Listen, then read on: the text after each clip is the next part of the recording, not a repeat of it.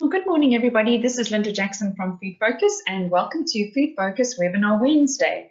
It's great to have you with us, and it's also great to have Peter Gordon from the South African Meat Processors Association with us today, and he's going to be chatting through the changes that have actually been happening with regards to legislation in the processed meat sector.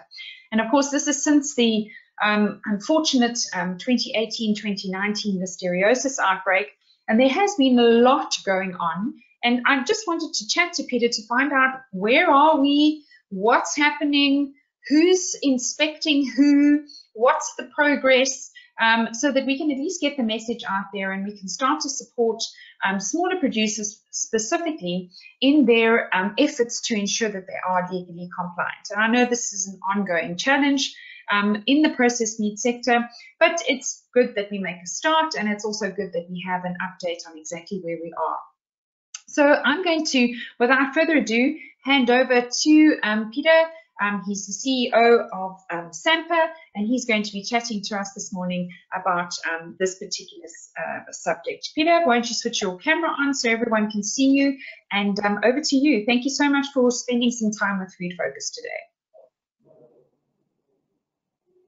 Good morning, everybody, and morning, Linda, and thank you very much for the opportunity. It's fantastic to be able to talk to the industry. And really today, as Linda's already alluded to, we are going to talk a bit about the legislation affecting the processed meat sector in South Africa. Just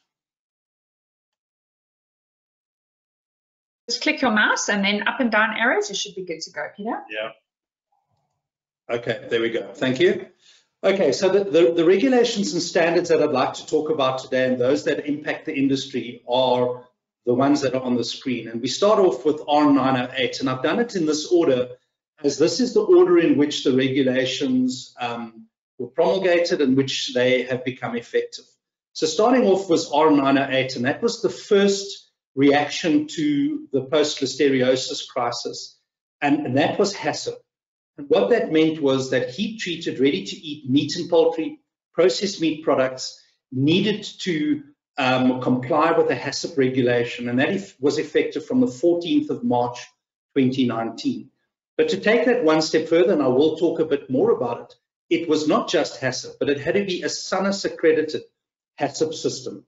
We'll talk about that as we move through the presentation.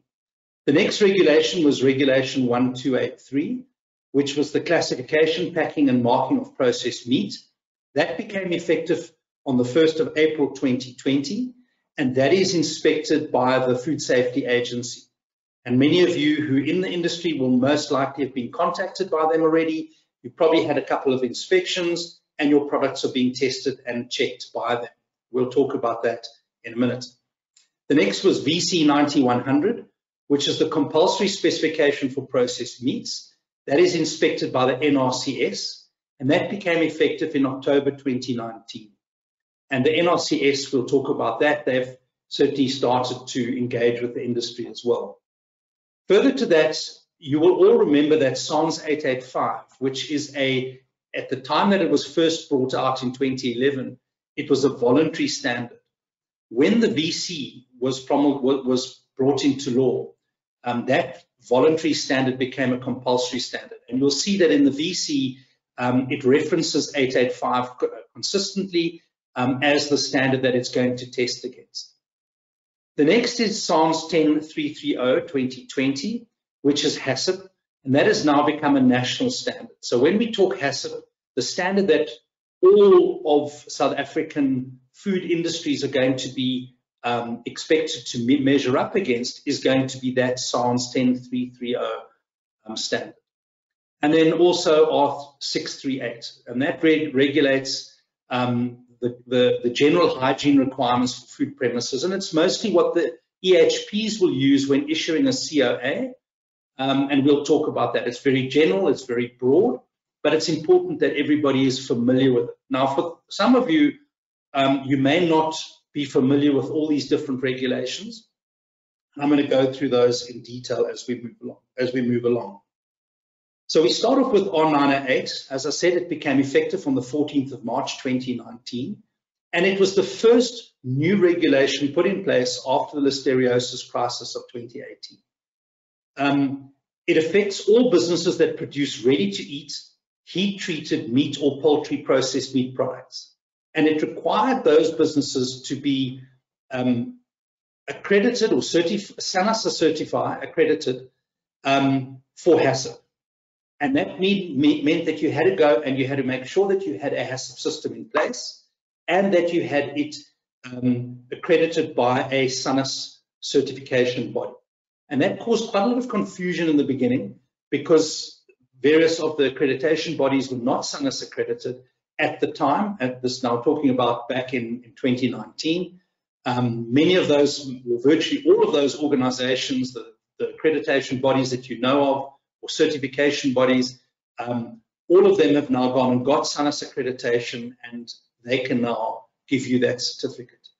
And it's important to note that this requirement has not changed. So a lot of businesses will say to me, oh, but we have something else and therefore we don't need to comply.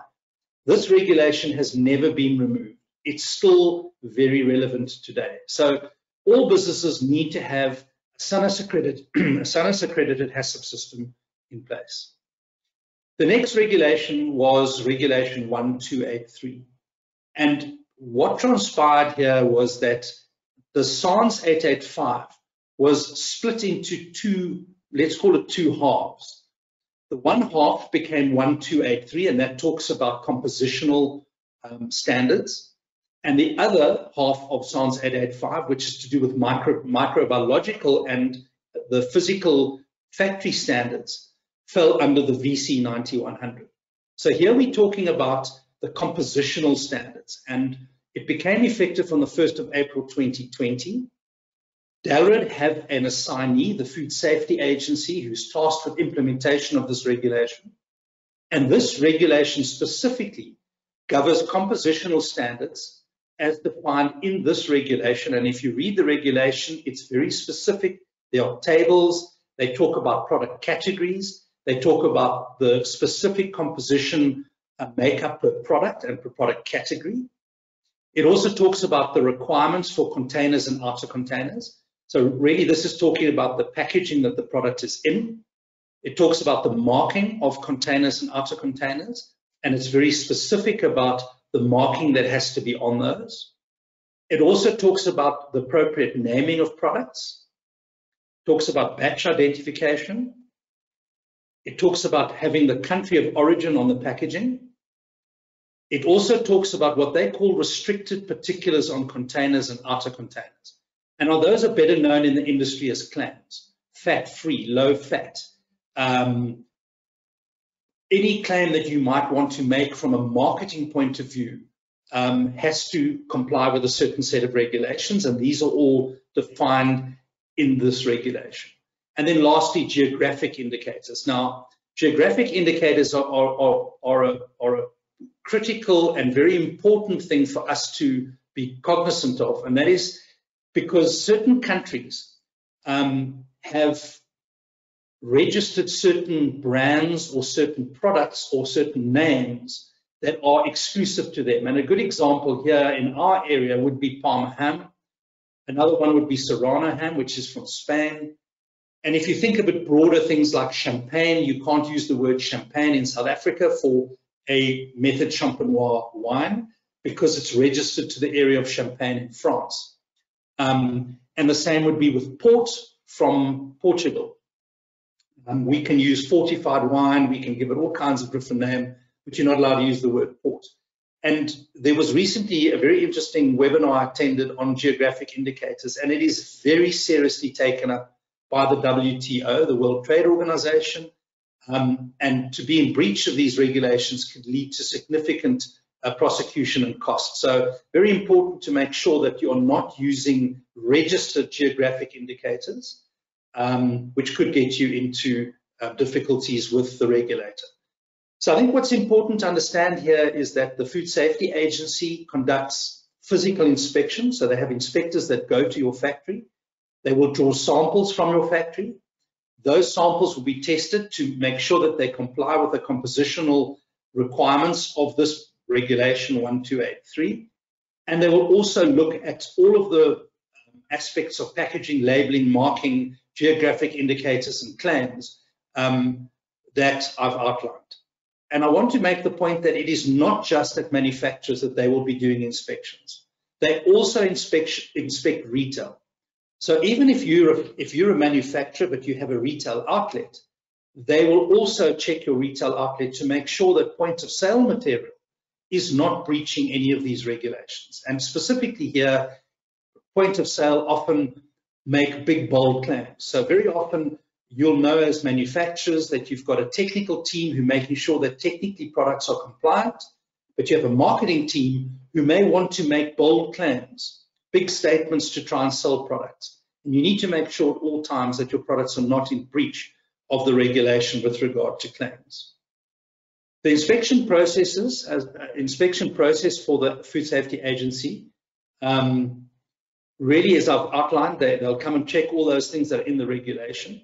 But it's important as well that the marking on containers must be at least in English, and they have to have the product name. They have to have any additions to the product name. So, for example, if you've got a lamb is maybe a claim that you want to make, or it's a naming convention, you need to have the address of the manufacturer, you need to have the date of the marking, the indication of the country of origin, and they check all of this and make sure it's compliant. Also, restricted particulars should not appear on the container unless it's compliant with the United Kingdom guidelines. So again, you need to be familiar with all those regulations, and it's all contained within the regulation. So if you're unsure, please get hold of a copy of the regulation. There's sampling processes that one product range will be sampled every 12 months. And if there's any queries about what a product range would constitute, it would be, for example, if you have a brand and you do polony within the brand, that would be regarded as a range. So if that polony is the same recipe, but packed in 4 different size variants, they wouldn't need to check every one of the size variants. But the range would be one particular polony recipe packed in a range of different various size variants. So that's how they regard range. So you may have numerous ranges, and they would want to then draw samples and check them at least every 12 months. Obviously, if you're found non-compliant, they will immediately recheck, and they will then check more frequently until such time as you are found to be compliant. The inspections are done at the factory. They don't go to retail and draw your samples. They will draw the samples from your facility. Records are kept of all inspected products and samples. Documentation is obviously kept, and it's sent to the factory from which the sample is drawn, so that you can make sure that you're happy that the lab result and the regulation obviously is recorded, and that you're happy with the results, of the outcome. They have recently said that they will do mechanically recovered meat sampling as well. And we will see how that rolls out. They haven't started that process, but they will also be coming to factories and drawing samples of your MDM or MRM, and they will be checking that. The last thing that they also want to do is recipe verification, and that's to verify that if your ingredient statement says you have X, Y, Z ingredients, that those are actually what's put into the product. And there's a correlation between the recipe that you are using and the actual ingredients on the product packaging. So it's important that if you've made a change in your manufacturing process and you've changed an ingredient, you're going to have to change the packaging simultaneously with the recipe change in factory. And that's quite important, because a lot of people make changes in their factories, they adjust things, they feel they're improving it, but they forget that they've actually got to then amend the recipe or the ingredient statement on the packaging to correlate with what's actually going into the product. They are also introducing a software program, which should be in place in about 2 months' time. And what that will allow is it will allow for their inspectors to electronically record all of the information when they're doing inspections. That'll give faster feedback and should alleviate any duplication. So let's just look at how have we done so far? How have we done as an industry? Some producers are not familiar with the regulation. So First of all, as I said at the beginning, if you haven't yet read this regulation, you need to get a copy. You can call me or you can email me and I'll happily send it to you, or you can contact the Food Safety Agency and they will provide that for you. Producers continue to deny inspectors access to their facilities due to an unwillingness to pay inspection fees. And we really don't understand from SAMPA's point of view why any producer would behave like that. This is a regulation. It is a mandatory regulation. They have open access to any factory in the country. And you need to allow the Food Safety Agency into your facility to do the inspections. And yes, there are fees to pay. They will charge you for mileage, they will charge you for their time, and they will charge you for the actual samples tested. And if there's any questions about how that is or why it should be so, you can find that in the regulation as well. So there have been a number of producers who've refused to pay the assignee for inspections that have been conducted, and those will be addressed by the Food Safety Agency with the individual vendor. Also, there's a pre-inspection pack that they ask you to complete, and it really just allows them to get an idea of your business, what products you produce, how many products you produce, and we really do encourage producers to collaborate and work with the Food Safety Agency, directly complete the pack, and there's nothing to hide. And all it does is it slows down the process, because they eventually find that you've only declared half your product range, and then they come and they do an audit, and it just becomes a bit of a messy process. Again, that really, the next point links to the first one, which is producers haven't been truthful about the quantity of products. And the reason they want to know what quantity of products is purely because they need to know what ranges, how many ranges are you actually producing, and that determines what the volume of testing samples is going to be. And then also a lot of people have hidden behind COVID-19 to deny the Food Safety Agency inspectors access. Now, I think that we know we've kind of over the hump, that there's no reason to deny anybody access because of COVID. We've learned how to manage that process. And again, we just ask for cooperation there. I think if we look at the Food Safety Agency and we say, well, how have they done as an assignee to Dalrymple? First of all, under very trying conditions, they actually started their inspection process in the really worst times of COVID in April 2020. And really their first inspections were more paper-based, they were more electronically done. They obviously then couldn't get into factories because there were real concerns in April last year. And levels 5 and 4 significantly hampered their efforts.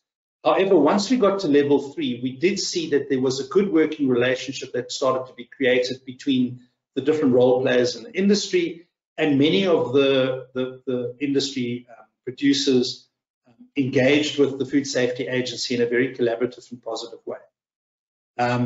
They drew up sampling plans, they drew up inspection plans, they agreed those with producers, and they started to actually sample and inspect products. They have a continuous engagement with producers, so they keep communication. They produce a quarterly report on what they've identified, how it's gone, and what the results have been like. And I think that's been really positive and something we haven't seen from a assignee, a government assignee in the past. So I think the fact that they're really trying to keep the communication as a two-way flow. Recently at the SAMPA AGM, in fact, Palesa, the manager of the processed meat sector of the inspection at Food Safety Agency, addressed our AGM and had a really good reception. And so that was really good. And that's, I think, the first time we've ever had. Okay, so if we then move on to the next big nugget, which was the VC 9100, the compulsory specification for processed meat. This was implemented from the 8th of October 2019, and the National Regulator for Compulsory Standards, or the NRCS, was tasked with implementation of this VC by the Department of Trade, Industry and Competition, the DTIC. And within the NRCS, there's a division called the Food and Associated Industries Division, called the FAI, and they are the organization or the group that will be conducting inspections. The same team within FAI also do inspections of the fishing industry. They do inspections of, so when I say fishing, it's all of the seafood industry, lobster, finfish, it's things like mussels, oysters, and they also do all the canning, the canning of foodstuffs. So they're not unfamiliar with the food industry. However, processed meat specifically is new to them. They are the entity within the NRCS who are tasked with conducting inspections and enforcing the VC. This specification relates to the handling, preparation, processing, packing, refrigeration, freezing, chilling, labeling, marking, and storage of heat-treated and ready-to-eat processed meat products, which are covered in the scope of SANS 885. And remember, I referred to 885 earlier.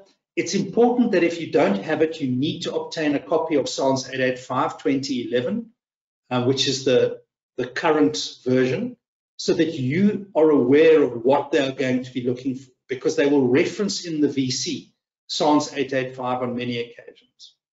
And most importantly, this includes the microbiological and food safety requirements of the products we've spoken about now. So all of these heat-treated and ready-to-eat processed meats, the NRCS will be drawing samples for microbiological testing.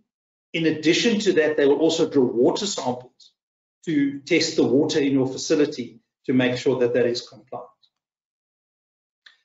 The inspections will be conducted initially through a desktop inspection. So they will make, how the process works is that if you're a processed meat producer, you need to go onto the NRCS website and you need to download a registration document. You then register with the NRCS as a producer. You get put onto their database, and they will then send you a document, which is a desktop inspection, and that is for you to complete. It's electronic, and that gives them a sort of start point to get an idea of who you are, what you do, what kind of volumes do you produce, what ranges do you produce, what products do you produce. After that, there will be a 6-monthly physical inspection. They will come to your facility with probably 2 inspectors, and they will then do an inspection. And they will also inspect your HACCP system.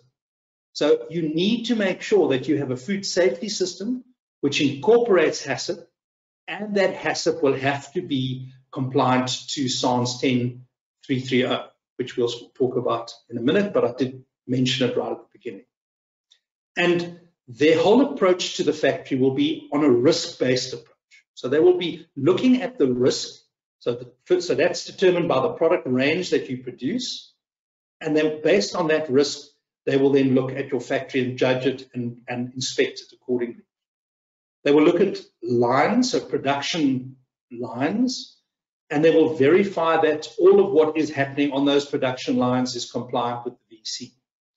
There will also be an annual food safety verification, which includes that physical inspection. So it'll be one of those 2 6-monthly inspections will be your annual inspection, and they will conduct unannounced inspections along with planned inspections. So you won't always get a phone call to say, well, we want to come and inspect.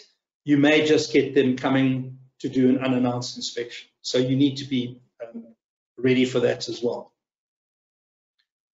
The factory inspections will cover all operations, which include sanitation and hygiene.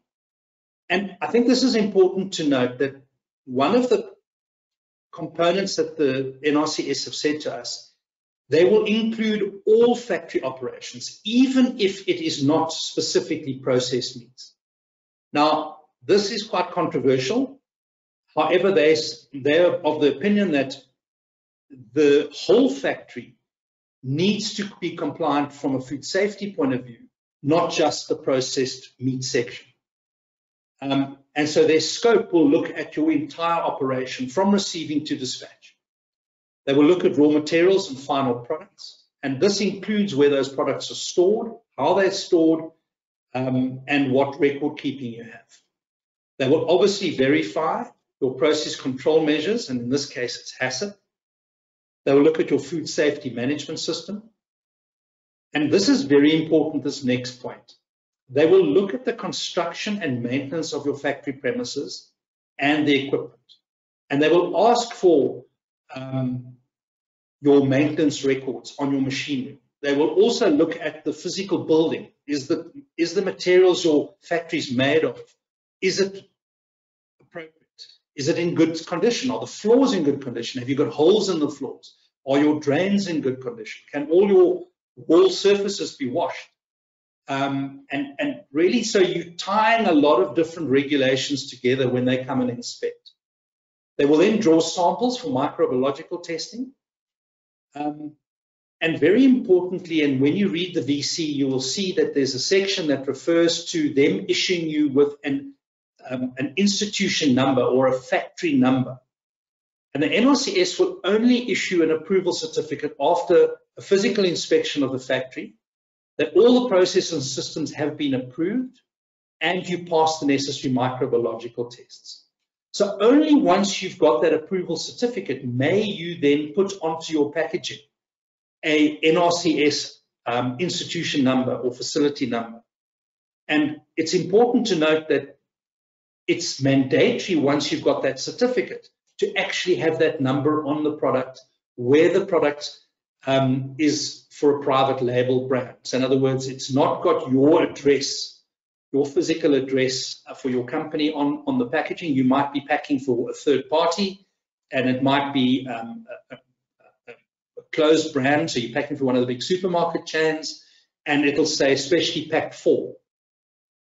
In the case of those products, you then have to put that institution number onto the packaging, and that is so that they can pick up the packaging at the retailer and they can immediately reference it to the number, know who they issued the number to, and know which factory that refers to, and then they can go, if there's a problem, they can go back to that point of manufacture. So these are the processes that are being followed. Some of the areas of concern that the NRCS have identified so far is that factory layouts are often very difficult to comply with the regulations. And I think where we've seen this in particular where factories have evolved over time. So they may have started out as a butchery, they've then had a room bolted onto the back, and then another room and another room and another room. And so you end up with very bad flows, and you end up with cross flows of people. So you've got people going from high risk to low risk, or low risk to high risk, where you've got product that are possibly crossing. So you've got product that is ready cooked now crossing areas of raw, or vice versa, and that is definitely a problem for the NRCS. And one of the things they will then do is request that you come forward with a proposal as to how you're going to change your factory. Now, this is obviously controversial because it's very expensive, it's time consuming, and we're not yet sure exactly how the NRCS are going to deal with this. So I think this has got to be on an individual factory by factory basis, but certainly what they have identified is that in a lot of the smaller facilities, factory layouts and cross flows of both people and product is a huge problem. Also, poor hygiene and non-adherence to GMPs has been identified as a concern. And this one is probably the more difficult for most factories. Is their view is that there should be separate cold rooms and freezers for cooked and raw product.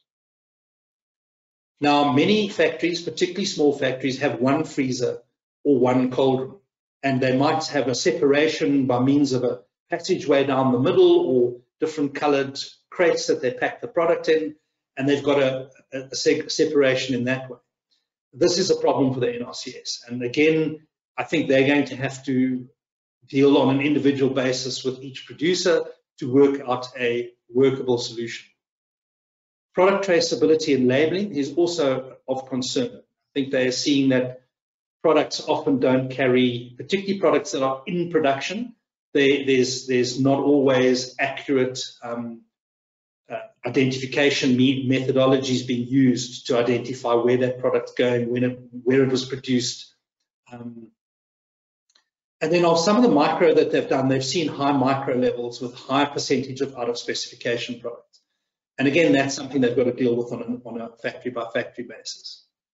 So I think if we look at it from the industry point of view, how has the NRCS done? Well, due to COVID restrictions in 2020, not many physical site inspections were done. They did do quite a number of desktop audits. In fact, they did about 145 desktop audits and physical inspections, but the physical inspections were probably no more than about 20 or 25. And there's a lot of predominantly desktop audits that were completed by the end of March this year. They're constrained by limited manpower and various reasons. I think we've seen the rollout of this VC to be slower than we expected it to be. If we look at the producers and we say, okay, what have we done as producers? I think there's been a reluctance to register with the NRCS. There's a resistance in allowing the NRCS inspectors into their facilities due to COVID. Again, it's much like the Food Safety Agency. There's been an uncertainty of the nature and scope of inspections. And I think that still to some extent remains. And the NRCS are working hard to deal with individual manufacturers and explain how they're going to do this. There's also been a lack of clarity on sampling plans, and I think the NRCS are committed to engage one-on-one with factories to explain how that process will work. And then there's been a resistance to the NRCS wanting various documentation. And that's something that the NRCS are dealing with on a case-by-case basis. So moving on, then we get to SANS 885, 2011. So 2011 is the last version of SANS 885 that is currently in use. That is currently being revised, so it will be called SANS 885 2020. The first draft for comment went out earlier this year. Comment has been submitted back to the SABS. What's very important is the new SANS 885, so let's call the new one 2020.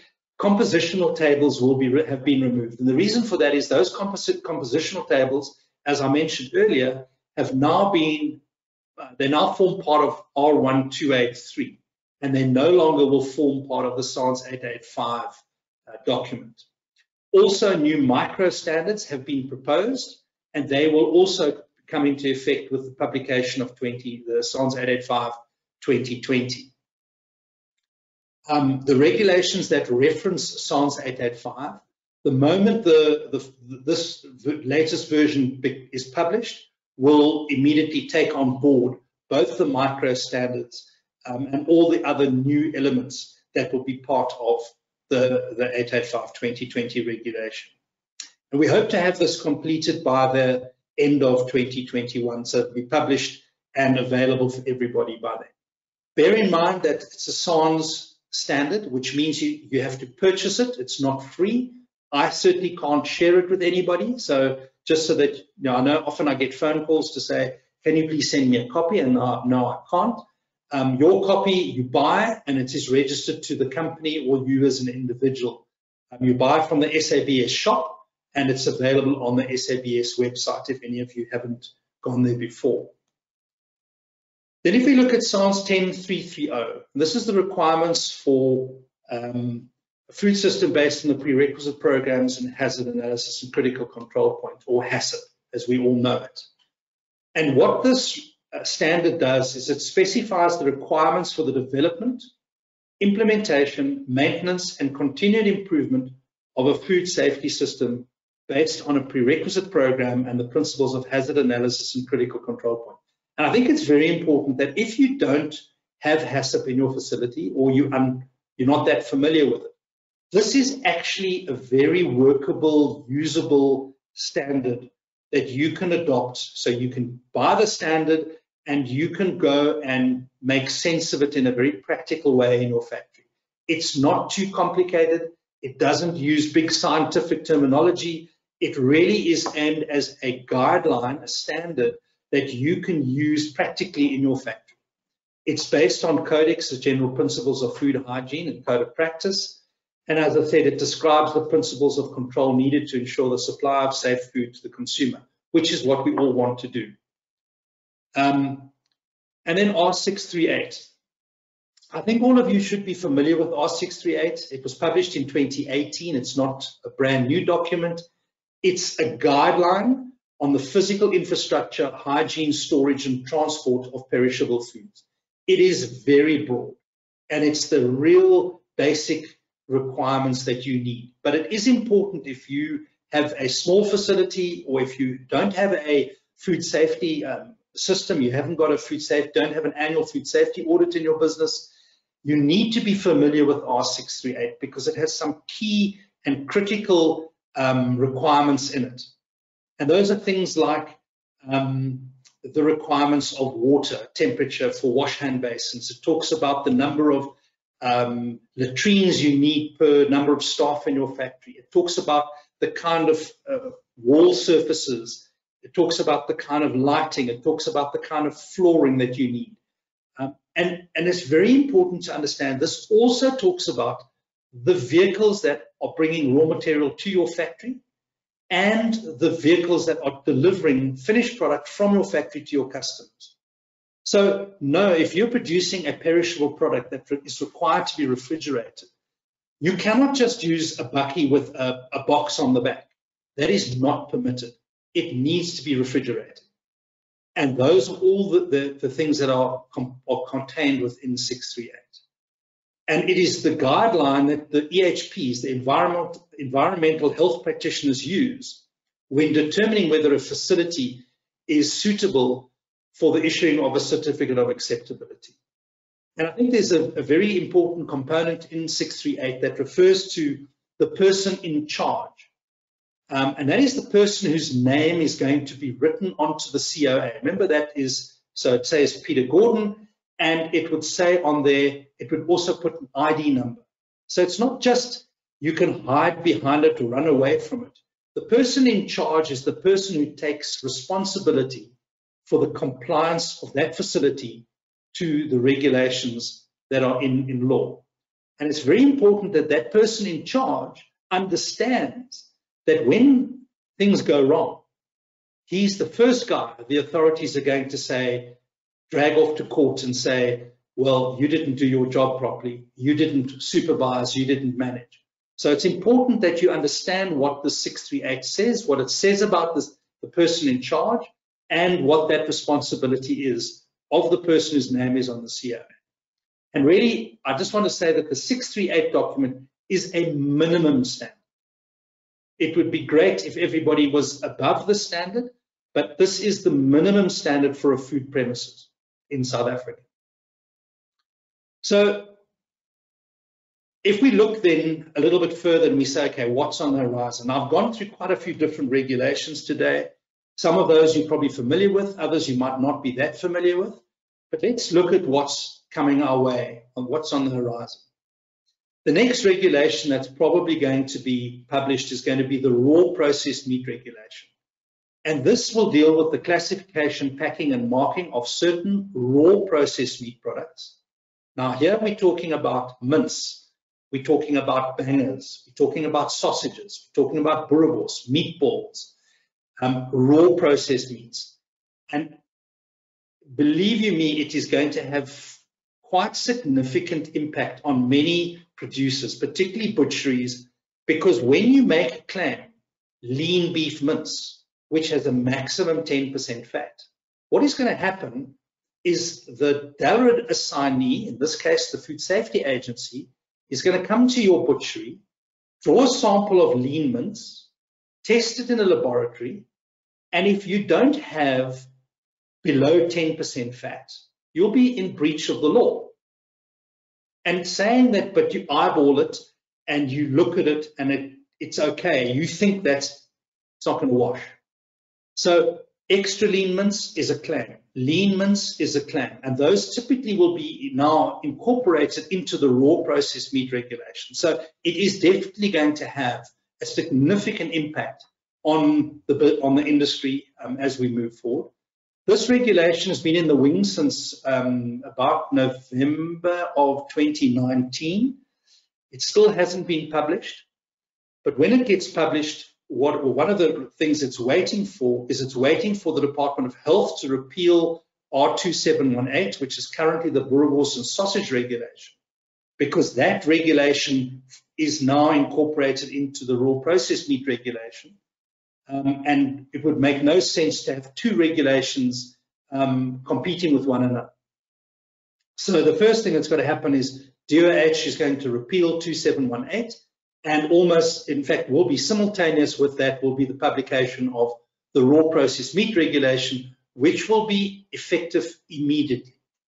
So unlike many other regulations which have a 6-month period when after it's been published to being implemented, this regulation will be effective immediately on publication, something we need to be aware of. However, we have no confirmed date of when this will actually be published. We're hoping that that will be sooner rather than later. Another area that we're looking at is meat analogs. For those of you who are familiar with that, meat analogs are products that have meat names, descriptions, but don't have meat protein as a compositional ingredient. So typically you would see things like there's a growing range of analogs beyond burger. There's mushroom burgers out there. What we need to do as an industry is we need to say what is allowed and what isn't allowed. So for example, there are products out there at the moment that are vegetarian and vegan, but call themselves meatballs. And this makes no sense. Now that, in the opinion of SAMPA, is in contravention with the Agricultural Product Standards Act, Section 6, which is misleading by way of its description. There are also some of these products that are in fact in contravention of 2718. So there's a vegan boerewors out there. Now there's the latest product I've seen is a vegan boerie. So someone's trying to get cute with names. Well, boerie and boerewors, there's a very specific compositional requirement which needs animal protein as part of that compositional recipe to be called boerewors. So having a vegetarian boerewors is unacceptable. Vegetarian bratwurst is another one, unacceptable. So we are working, SAMPA is working closely with the Department of Agriculture to formulate a set of guidelines around meat analog. The next one is going to be front of pack labeling. And that will really be, there's a lot of discussion going on at the moment. This will probably take quite a while. And it'll be much bolder warnings for things like sugar, salt, fat, and allergens. And it no longer will be allowed to be hidden in the back of the pack. It'll actually have to be in a big triangle right on the front, which says warning, high salt, warning, high fat, warning, high sugar. These are still in development. And then there's a complete overhaul of R146, the labeling regulations, which will include the front of pack warnings, more stringent regulations for labeling, specifically those labeling products targeted at children, tighter limits on claims, and also new nutritional requirements and nutri-tables. So there's quite a lot coming. As always, there's enhancements. R146 is going to be an upgrade of what we have at the moment. At the moment, we don't know when that will be coming out, probably only next year. I think it's going to take quite a while for the Department of Health to finalize all of these. So I hope that's been of some use to everybody. I really would encourage any questions. And any of you who want to make contact with me directly, please just look up sampa.org.za. We have a website, my details are there, or you can contact me at any time and send me an email, give me a call, and I'll be happy to answer any questions that you may have. Thank you very much. Thank you, Peter. Thank you so much for that very comprehensive overview of the things that I have to comply with if I'm processing meat. And I think what you've highlighted here is that it's not an easy landscape. There are several ministries that you're involved with, DTI, DELRAD, as well as the Department of Health. So it's not as though you're just talking to one person. Yeah, Linda, that's absolutely right. And I think it's important that everybody's aware of the interrelationship of the different ministries within government. We don't have the privilege of a single food safety organization within government. We have different departments who are governed by different acts, and within those acts they have different responsibilities. And so yes, as an NPO dealing with processed meats, our responsibility does cover those 3 agencies. And then of course those agencies have assignees, which is in the case of DALRRD, it's the Food Safety Agency, and in the case of the DTIC, it's the NRCS. And that also adds to the complexity because you've got a whole lot of other agencies that are representing the various arms of government. Absolutely. Okay, so if I go through, I like the way you've color-coded the presentation because it does at least help me to kind of like draw a picture in my mind. So when it comes to what may be in my product, the compositional standards, I have to look to DALRRD in terms of 1283 because that obviously covers the specific requirements for processed meat. And I think what you've said here is the sampling process is really to ensure that it meets those compositional requirements. So in this case, we're working with the Food Safety Agency, and they're supposed to be coming in to pick up, you know, my product and to then take samples to make sure that it does actually conform to that requirement. Am I clear? Is that correct? That's absolutely correct, yes. Now, Janusz is online, which is great, and I think he just highlighted an important point, Peter. You know, you mentioned that industry are resisting you know, having inspections and what have you, but this is obviously definitely not advisable, but it is in fact against the law? It is against the law. And I think it's very important that the producers need to understand that once a regulation is passed, it empowers the assignee or the department to have their inspectors come into your factory to execute that regulation. And if you feel that you're aggrieved by that, then you need to formally write to the department and ask for an exemption. You know, your exemption is not going to be granted, but you can ask for one. But you know, the point is that it's like saying, I don't like the fact that this road has a speed limit of 80 kilometers an hour and I'm going to do 100. Well, the simple truth is if you want to drive 100, I guess you can. But you stand to run the risk of getting a fine for speeding. So this is exactly the same with these regulations. If you choose not to be compliant and you choose to not do what is required within the regulation, you stand to have a fine imposed on you, or you stand to have your factory closed down, and therefore you won't be able to produce, or you have the risk of them confiscating product that's on shelf and having it destroyed at your expense. So I think it's important that, you know, while we tend to sometimes be a bit lawless in South Africa, there are regulations, whether we like it or not, that are there for the protection of the consumer and for ourselves, and really to try and make sure that there's a consistent standard. And I think it's you know, everybody's responsibility to just read the regulation, be aware of what your responsibilities are, and be aware with what the agency that's tasked with enforcement of that regulation is entitled to do. And it's the old story, you know, knowledge is power. So the more you're aware of these things, the more you make yourself familiar with the regulation, the easier it is to actually come to terms with. And I think, you know, let's make no bones about the fact that the first couple of months of the implementation of VC 9100 and Regulation 1283, there was quite a lot of discomfort in the industry, and people felt it was really just irritating them. I think that's mostly disappeared, and people have got on with their jobs. They've realized these inspectors come, they take samples, they look, they give reports. Most of you who are dealing with the big supermarket chains anyway are being audited by a variety of different audit organizations, so you're not unfamiliar with auditing. And I know that you're sometimes frustrated by having a lot of different audits. Well, we try to make sure that there is a consolidated, a limited number of audits. That's part of what we've spent a lot of time doing with government. Doesn't always work out that way, but negotiations and discussions are still ongoing. And I want to say one last thing, that VC 9100, the levy that will apply to that VC has not yet been promulgated.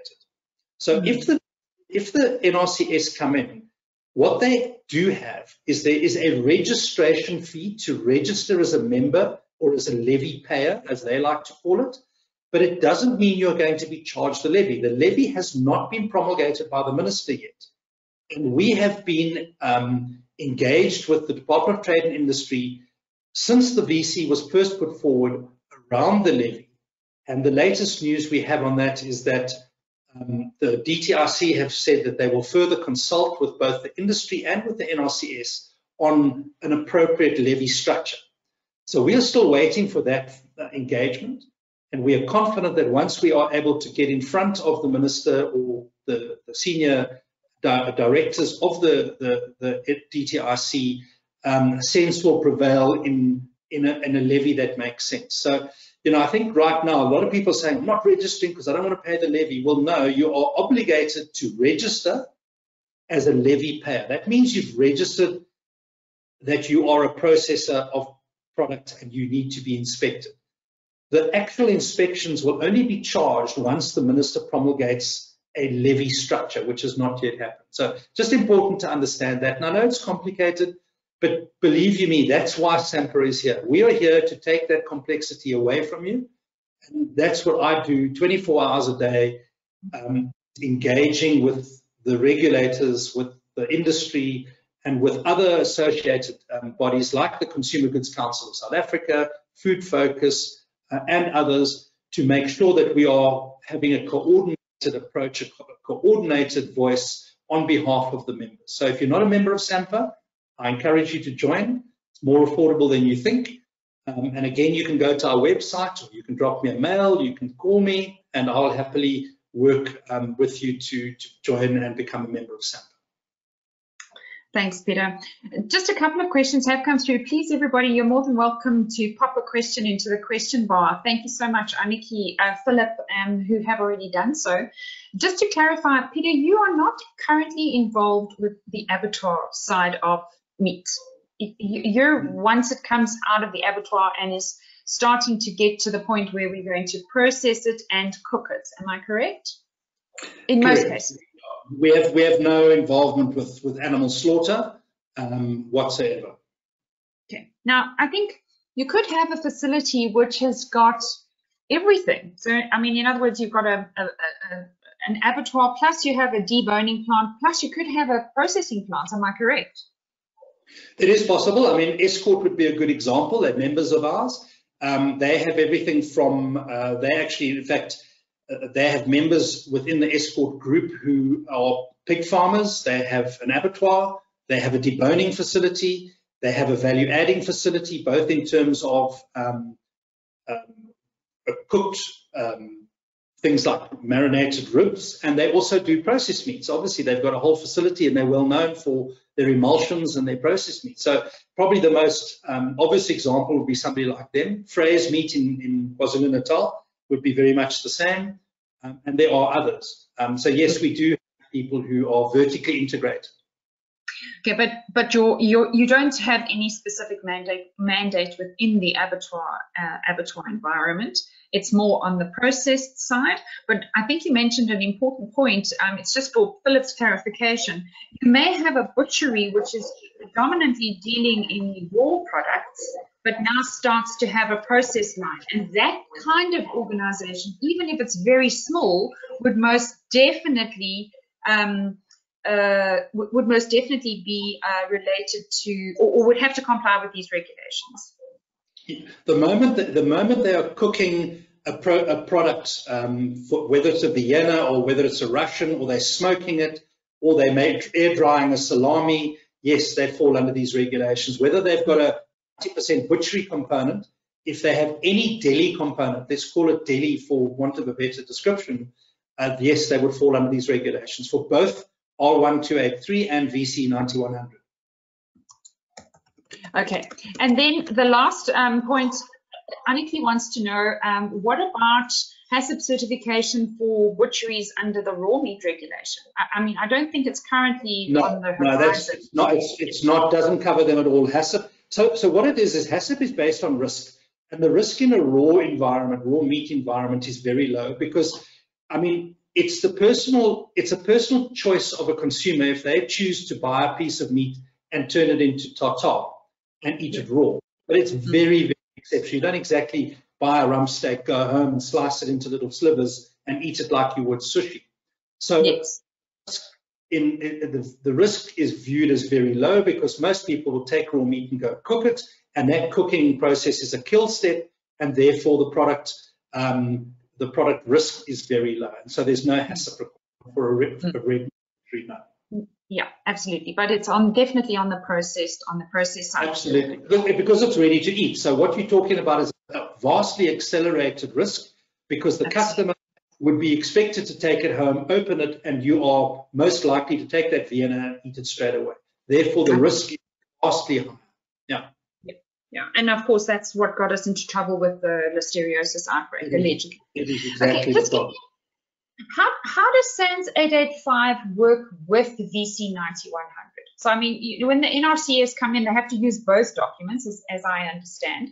When it comes to the microbiological aspect, so we've got micro in the VC and we've got micro in SANS. Where must I look?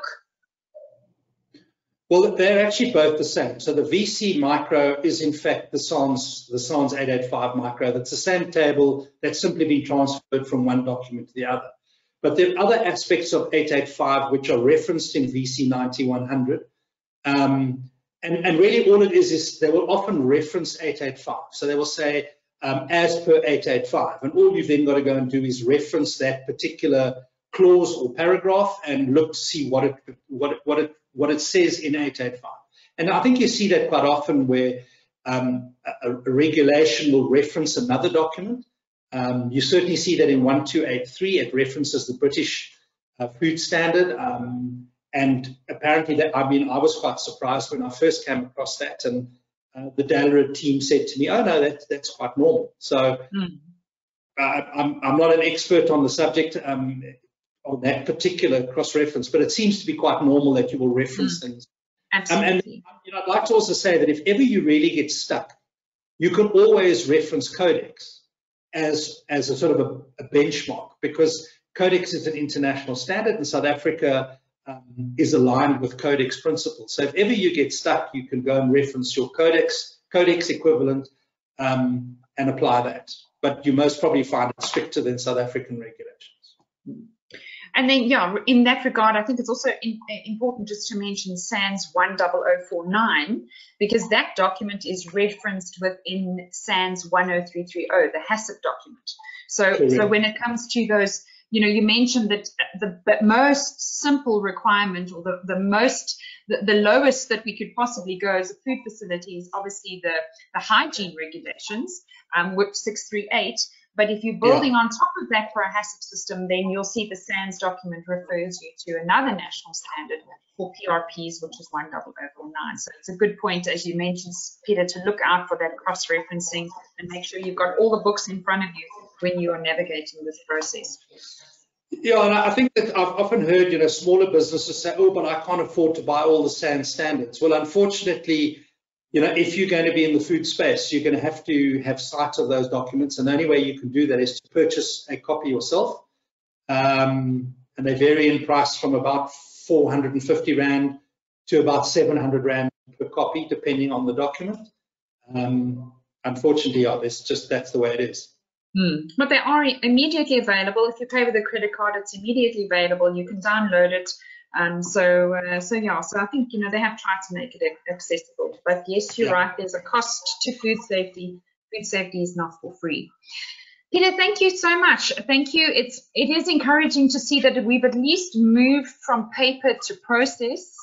I mean, we've been waiting a while. It's taken a while for this legislation to get going, but at least your presentation shows us we are moving to process, we are moving to product, we are moving to facilities. Perhaps not as easily as what we would have liked, but there is at least movement, and I hope to chat to you again in about 6 months to see even more progress. Fantastic, and thank you very much to everybody who participated.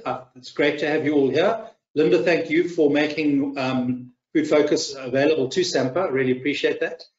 And yeah, I look forward to chatting to you in 6 months as well. Super. Thanks, everybody. Enjoy the rest of your Wednesday. Look out for the recording. It will be on our website, and we will also post it on social media. Peter, I'm sure they're going to ask you for your slides as well. So if you are able to give me a PDF version of your slides, we will include it on the article on the website so that everybody's got all the information available. Have a good day, everyone. Thanks a lot, Linda. Thanks, Peter. Bye. Bye-bye.